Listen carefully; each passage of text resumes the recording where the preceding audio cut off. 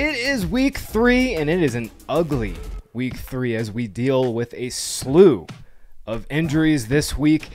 Ton of receiver injuries. Isiah Pacheco's on IR. It is an ugly, ugly week to kind of sort through, but luckily, we are here to help. What? Why are you shaking your head? You're welcome.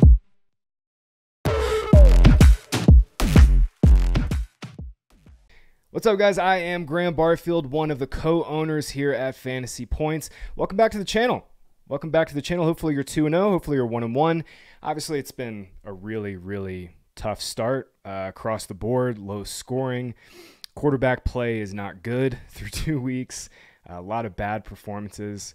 There's a lot of nuance, obviously, and a lot of good debate in the space going on right now between whether it's the two high safeties, whether it's the quarterback play, whether it's the rookies not being ready yet. And it's honestly just a little bit of everything. I think what's kind of gotten lost in all of this, though, is like we don't have Tom Brady or Drew Brees or Ben Roethlisberger or Phillip Rivers anymore. And we're kind of on a little bit of alert with, Aaron Rodgers being 40. Matthew Stafford just lost his top 2 wide receivers. The kind of old guard of pocket quarterbacks, it's gone. But listen, we're going to get you ready for week 3. We're going to get you ready to win some weeks. As always, if you guys enjoyed this video, please leave a comment down below. Tell me if you agree with me. Tell me if you disagree with me this week. Tell me where I am wrong. Love to debate it out in the comments. Subscribe to the channel. Let's get to it. Week 3 starts and sits. We'll get started at quarterback as we always do. Obviously, it's been a rough start for Joe Burrow and the Bengals.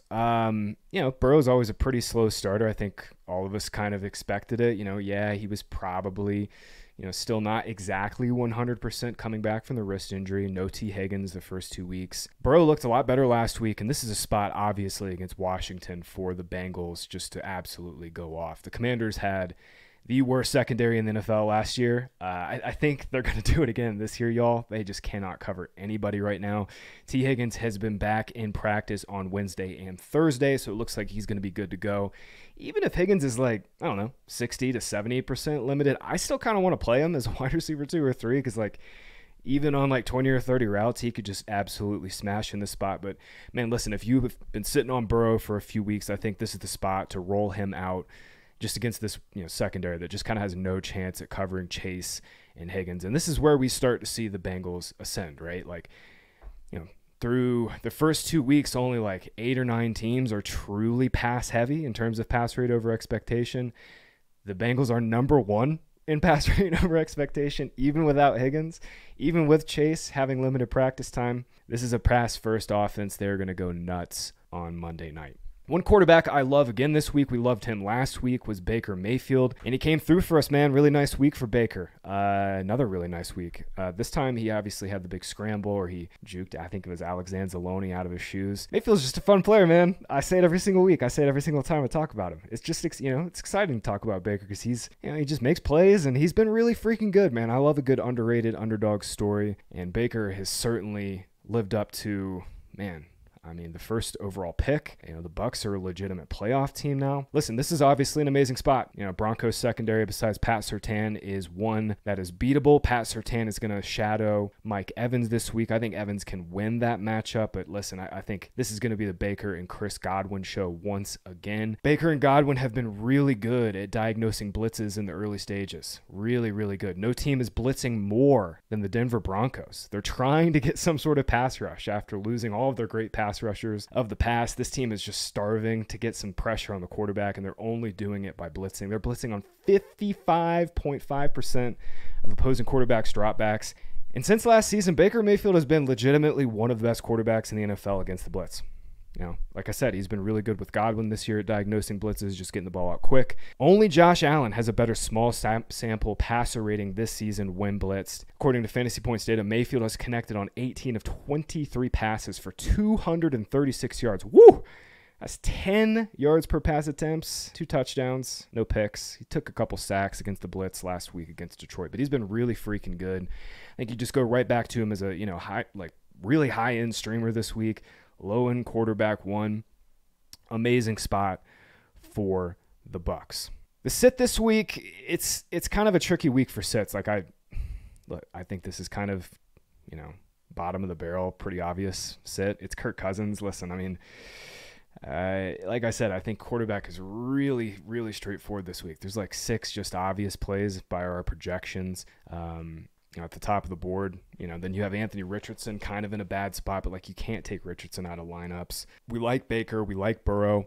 I just think quarterback is really straightforward this week. I'm looking for more upside with Cousins. Obviously week 1, TJ Watt took over the game, right? Go back, watch the tape. That was the TJ Watt show. Atlanta ran a super vanilla offense. Last week, Cousins was a little sharper. This offense just isn't looking deep yet, and I think this is a little bit of like Cousins still not totally being 100% back, not totally trusting it, maybe not having the same arm strength, being able to drive off that back leg. Through 2 games so far, Cousins has only thrown deep 3 times, y'all. 3 times. That's throws 20 or more yards downfield. He's connected on 1, and that was the last drive.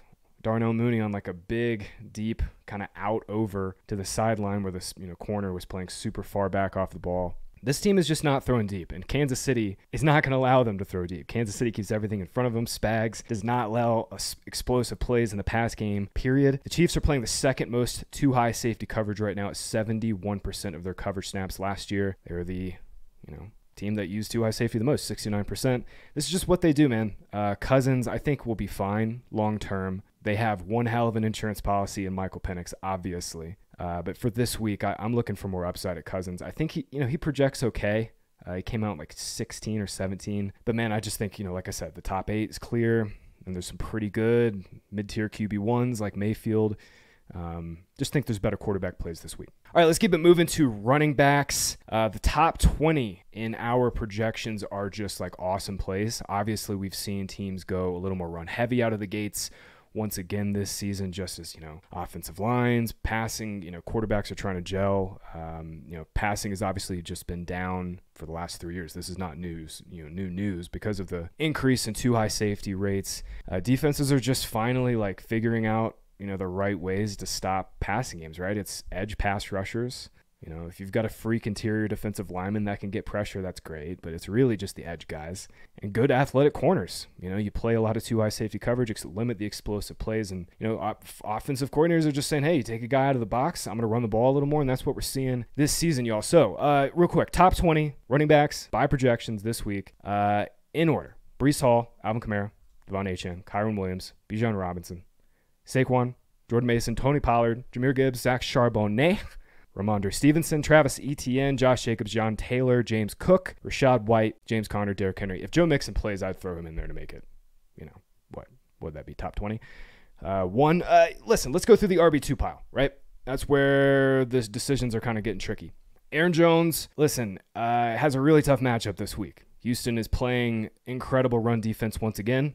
This is what they did last season. They held opposing running backs to the second fewest yards per carry. Very little explosive plays.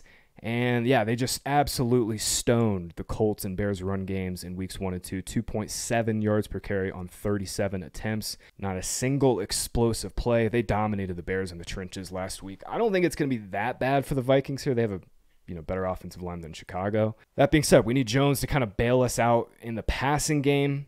Last week, Tyler Chandler outcarried Jones 10-9. Jones got 6 targets though. I'm a little concerned about Jones in this spot, but I think the passing game usage has been good enough. And interestingly to me, I was a little concerned that maybe Chandler would get some goal line work. At least through 2 games, that's not been the case. Through 2 games, Jones has played on 73% of the Viking snaps inside the 10. Again, I'm a little concerned about Jones in this spot. Houston's run defense is really good. Texans, even though they're, really good run defense, Jones can bail us out in the passing game. Touchdown work has been there. I'm giving Jones RB2 treatment this week, although it is on the lower end of that spectrum. Same play, you could say the same thing with Devin Singletary, man. The volume will be there, but this is a trouble spot for the Giants. Really big trouble spot against the Browns. Really good defense. Giants have the lowest implied total this week at 16 points. Listen, Devin Singletary is going to be kind of a tricky call for you all season. I think if you have him rostered, he's kind of just going to float in between 12 to 13, 14 points in projections all week. However, I think this might be a week to kind of sit him. Last week against Washington, played really well. This is a much trickier spot. I am not on Giants here. I am scared for Daniel Jones. I think Browns pass rush could just absolutely wreck this game. Go back and watch what they did last week to the Jags, man. Like, they wrecked that game. They've got two really good corners. Denzel Ward, while he's not like a shutdown guy, he's a really good player, back healthy. Again, this is a team-dependent thing. I'm saying sit Singletary for this week. I think it'll kind of be like an empty calorie RB2 type role for him. On the opposite side of the ball, Jerome Ford was like almost a borderline bell cow in week 1, 75% of the snaps. Yeah, that all changed week 2. They came out, immediately gave Deontay Foreman some carries early in that game, and it didn't change. Foreman got 14 carries to Ford 7. Was truly out of nowhere, y'all. But listen, I think this is a spot to go back to Ford, as bizarre as that might sound. However, we've got to be really highly concerned, obviously, about the workload here at Foreman. Cutting in on early downs. I kind of thought Foreman would only cut in on the goal line and maybe on some short yardage stuff this season, at least until Nick Chubb got back healthy. I think between Ford and Singletary this week, those guys are just low-end RB2 flex plays. And if you've got a receiver or if you've got another back that's projected for a little better volume or maybe has a little better implied team total, that's where I'd look this week. We got to talk through Chiefs backfield real quick. Carson Steele, I'm expecting him to get I think the plurality, maybe not the majority of the carries here. He's probably going to see more carries than Samaje Perine. However, I think this is going to be a compartmentalized split. And what I mean by that is Steele probably gets the early down work. He'll probably get the first crack at a goal line carry, and that does give him a slightly better outlook in my view. However, we got to project Samaje Perine to get some legitimate passing down work here. I think this is a trick spot for the Chiefs here. They're getting 3.5. The sharp mind would, tell you that's a key number to watch. I kind of think Atlanta keeps this game close, in which case, Perine probably plays a little bit more in the pass game. My general thought, though, on this Chiefs offense, y'all, through 2 games, they've been pretty balanced. A lot more balanced than I expected, at least. It has been a lot more balanced, at least when the game has been within a score. That's plus or minus 7 points. They've gone only 53% pass. That is very unlike the Chiefs. 53% neutral pass rate weeks 1 and 2. Just for reference, last season they were 66% pass heavy when the game was within a score. Mahomes is throwing it just 25 and 28 times through 2 weeks. He averaged 38 pass attempts per game last season. Over the last 4 seasons. So I think we're naturally probably going to get more Mahomes pass attempts throughout the course of the season, obviously. But yeah, this Pacheco injury just ramps that up even more. Smash Rashee Rice. It's a boost for Xavier Worthy. It's a boost for Travis Kelce. All right, let's switch on over to receiver. Obviously, the position has just been cleaned out by injuries through the first couple of weeks. Just brutal luck. Kupp is out. A.J. Brown is out. Man, it's been almost like the witching hour. Coming through, and 3 p.m. witching hour just comes through and absolutely cleans out the receivers. We mentioned a few minutes ago, on top of all the kind of changes schematically that defenses have been doing to play quarterbacks and kind of play the run a little differently. But hey, listen, I'm just not going to get blown past by this receiver in single high coverage. Let's just roll these guys back. We're seeing a really big dip in receiver scoring to start the season. I think this is something that will progress as the season goes on, as quarterbacks start to gel with their receivers a little bit more. They start getting more answers for too high. But yeah, we're seeing, at least in projections, the top 20 at running back just projects so much better than the top 20 at receiver right now. And I think if you are making a decision in your flex spot this week between an RB2 and a wide receiver 3-ish, you're more likely to be playing running backs in your flex anyway, I think, just because of the projectable volume. But this season, that's especially true. All right, I did want to say that. Let's fly through these receivers here. Speaking of flying, Rashid Shaheed can freaking fly, man. I was thinking Shaheed was going to be a really good wide receiver 3 flex play this season. Maybe he pops off for a bunch of big weeks in best ball, but there's not a ton of consistency there. Nah, I was wrong, man. Shaheed is the truth. Really, really good player. I think he's a wide receiver too. The usage has been phenomenal. Shaheed has run the same amount of routes as Chris Olave at 32. He has one more target, 9 to 8, than Olave. He also leads the team in first read target share according to Fantasy Points data over Olave, over Kamara, and he's doing this while dominating the air yards. He has 44% of the air yards compared to just 24% for Olave. Olave, listen, he's a really good wide receiver 2 play this week. Shaheed projects like right behind him though, man. He's really good. Saints are eventually not going to rinse somebody. They're going to actually play in a competitive game. This could be it here at home against the Eagles. Eagles have the offense to kind of go back and forth a little bit with the high-flying Saints right now. But yeah, if you drafted Rashid Shaheed, you're probably thinking the same thing as me. Like, man, pretty good depth piece. But I think we've stumbled upon a wide receiver 2, guys.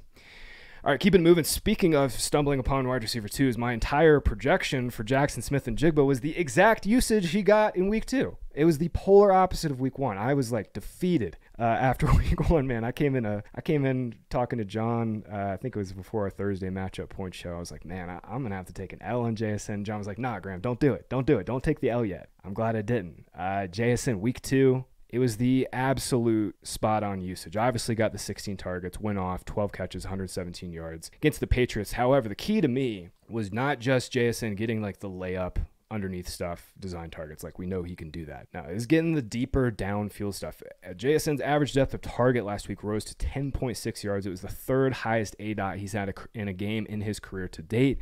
And guess what? This is the matchup to keep it going. Miami is getting absolutely attacked up the middle. Opposing slot receivers have accounted for 47% of the targets against the Dolphins this season. That is the highest rate in the league. JSN runs 83% of his routes from the slot. Tyler Lockett and Metcalf obviously are the 2 boundary receivers. Big concern obviously in this game is like how close can Miami keep the game? How much will Seattle have to throw? Will Seattle just suffocate Skyler Thompson? Their secondary has been really good. They're getting great pass rush so far. It's a concern. However, the usage for me in JSN, like we're immediately back in on JSN, at least as a wide receiver 3 in PPR. All right, 2 receivers I am out on this week. We'll stay in the same game. As sad as this is for me to say, especially considering the amount of Waddle I have. Yeah, Jaylen Waddle, man. It's nothing against him. He looks great, fully healthy. He's going to be out there on all their pass plays this week. Yeah, I'm just expecting Mike McDaniel just to come out and run the hell out of the ball. I really think this is going to shift to be a very run-heavy offense. Skyler Thompson made 2 full starts. Ironically, both of them came against the Jets in 2022. And in those 2 games, it was the only games where Mike McDaniel had a negative pass rate under expectation. In those 2 games, they went 7 and 8. Under expected in terms of pass rate, 7-8% that is actually. And, listen, Devon Achane is balling out. Raheem Mostert returned to practice on Wednesday. He has a chance to play. If Mostert's playing, like they're probably going to run the ball 30 times in the spot. Waddle is always forced to do less with more within this offense. Hill is going to dominate, 27, 30, 33% of the first reads like he always does. Skyler Thompson also loves throwing to running backs. We saw that a little bit last week. Thompson hit Achane 4 times. I think it was basically in like a quarter and a half of work. Led the team in targets. Achane did last week. This is just not a good spot either, man. Seattle's really good. Reek Woolen's off to an awesome start. They dominated in 2 really easy matchups for them, New England and Denver. Miami's receivers, obviously doesn't need to be said, they're on different planets between those 2 teams. However, man, Waddle, between the loss of volume, the quarterback play, we've got a 3-game sample size where Thompson's played more than 35% of the snaps, and in those games, Waddle has 23, 52, and 44 yards receiving. Not good. In those 3 games, he also has 4, 5, and 5 targets. Man, it sucks, but Jaylen Waddle projects more like a wide receiver 4 this week. At best, like a low-end wide receiver 3. Listen, one more sit this week. I was fading Michael Pittman hard, man, really hard, and I came out of the first couple of games even more concerned about his outlook. By expected fantasy points, that's Scott Barrett's brainchild. It's, assigns expected fantasy points based on down distance, air yards, how many targets player got, whether it was in the red zone or the end zone. By expected fantasy points, Michael Pittman is averaging 12.2 PPR expected fantasy points per game. So is Alec Pierce, 12.2. Not great. Really not great. It's especially not great. A.D. Mitchell has 10.4 expected fantasy points per game right behind those 2. Yeah, and now we're getting Josh Downs back. Josh Downs, really good second-year receiver, will play the slot I don't think he's going to like outright replace AD Mitchell, but Mitchell is most likely to see his routes cut with Downs back. Downs mostly plays out of the slot. That's where Mitchell's been. But listen, Michael Pittman, we were already pretty concerned about his volume overall. Just, Anthony Richardson, how many catchable targets is he going to be able to provide? That was kind of like the overarching theme with Pittman this season, is more so about the quarterback. My bigger concern was these receivers, man. Like AD Mitchell's pretty good. I know Josh Downs is a baller. Mitchell just missed out on some big plays in week 1. I'm saying sit Pittman this week. It's looking scary for his outlook this season. Bears secondary is really good. Jalen Johnson does not travel. He doesn't shadow specific receivers. But man, good player, good secondary. Pretty concerned about Pittman this week. All right, let's move on over to tight end, and we'll keep it in the Pitt family. Probably get a pit in your stomach thinking about this guy right now. I know I do on the few of the teams I have him on. What do you do with Kyle Pitts this week, man? Like, do you really have a better streaming option? Like, I don't know if I can play like Colby Parkinson or Mike Gesicki or any of these like really low end, Zach Ertz, one of these low end streamers over Pitts. I don't think I'm there yet. It's been 4 seasons with this guy. We've been, just waiting and waiting and waiting, and we're going to keep probably waiting. But hey, if this is not a spot for Kyle Pitts, I don't know what is. The Chiefs keep everything in front of them. We just talked about with Kirk Cousins. They play a ton of too high, and they've gotten absolutely hammered by tight ends. Just destroyed. 25 catches, 276 yards, and a touchdown against tight ends this season on 30 targets. That includes, obviously, Isaiah Likely's explosion game last week, but the Bengals did it last week too. Joe Burrow was like, fine, you guys want to roll your safeties back 15, 20 yards deep? Like, take away all these deep shots, that's fine. I'll just carve you up over the middle of the field. Almost won the game. If Pitts does not get more than like 5 or 6 targets in this spot, man, like, the red flags are already obvious and apparent. They're going to be shooting off fireworks. Red flags will be coming into this week. Play Pitts one more time. Don't stream for him. And come back and yell at me in the comments if Pitts doesn't have like 5 or 6 targets on Sunday night. All right, tight end I'm sitting this week. Isaiah Likely had, really good role week 1, playing the Chiefs, getting all those underneath design targets. Yeah, that dried up in week 2, man. I wasn't expecting this, though. Likely only played 44% of the team's pass plays last week. That was down from 60% in the opener. And when I was, originally analyzing this after the opener, it's like, okay, yeah, Likely could probably be like back in tight end 1, even if he, if he remains on the field for like 60, 65% of the routes. This is kind of a lot closer to what we saw with Likely last season, where he's just truly a part-time player. He comes in on 12 personnel, does not really play a ton. When they have 3 receivers on the field, Mark Andrews still has the better role. He's their big slot receiver. Last week, it was more normal for Andrews, 5 targets, second on the team in air yards by a landslide behind Zay Flowers. I expect Andrews to kind of get going this week. And until we see Likely get back on the field to like 60, 65% of the time, I don't think we can really consider him as a streamer. One final tight end I want to talk about this week is Jake Ferguson. Keep monitoring practice reports. I write, obviously, start sit every single week. I have that updated every single Sunday morning for all the injury news and who's in and who's out. I think Jake Ferguson's going to play this week. I got in a limited practice on Wednesday, and we're just like searching for some upside at tight end, searching for some guys that like are in decent offenses that have decent projected volume. Ferguson will probably be a little limited coming back from the knee injury, but this is a good spot. Ravens were really good against tight ends last season. That has been the opposite of the case this year. They allowed 6 for 71 against Chiefs in week 1 and just got absolutely maimed by Brock Bowers last week. We were all over that one. Got destroyed by Bowers. Kyle Hamilton, stud safeties, dealing with a back issue. I'm not sure if he's going to play as of right now. He's questionable, but even if he's a little limited in the game, Hamilton does a lot of the stuff over the middle to kind of his coverage responsibilities a lot over the middle, and where tight ends typically reside. And again, monitor practice reports, but I think Ferguson is a pretty decent low-end tight end 1 this week in this spot. All right, guys, thanks so much for hanging out. Thanks so much for listening. As I said at the top, please give the channel a subscribe. And, especially if you disagree with me, leave a comment below. Appreciate that. Good luck for week 3. Good luck. We'll see you guys at the top of the leaderboards.